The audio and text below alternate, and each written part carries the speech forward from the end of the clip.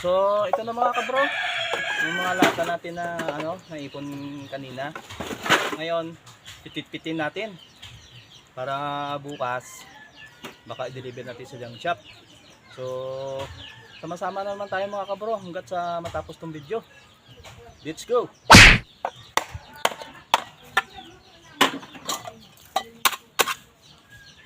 Kailangan talaga natin trabahuin ito.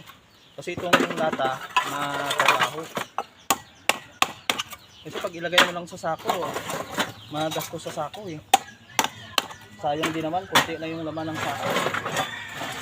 Kaya pagtsagaan natin mga kabro, 50 kg. Hindi naman mahirap to, sandali lang naman.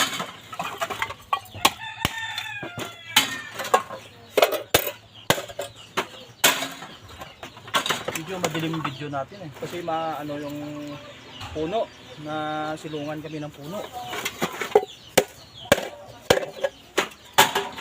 Pasensya na ko, medyo malabo yung video natin. Hindi maganda yung dito, reception.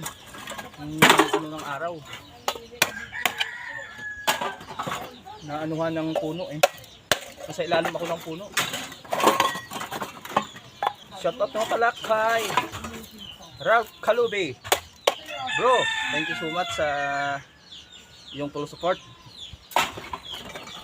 Tuloy-tuloy na tayo mga kabro sa paggawa ng video. Pagkatapos natin pitpitin ito mamaya, lalagay naman natin sa sako. Isang sako lang siguro ito. Ito mga binibenta dito ng mga bata. Minsan iskap din yung iba.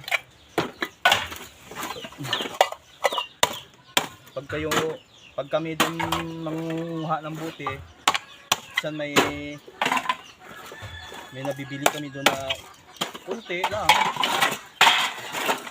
Kasi lata kasi hindi naman karamihan eh.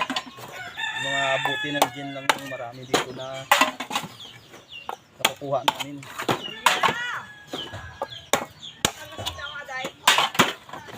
Ito malaki oh.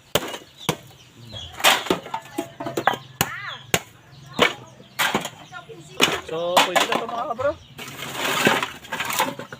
Yung iba naman na pit-pit na. So maraming salamat na naman ulit sa inyong panonood at sa inyong pagsama. God bless and bye bye.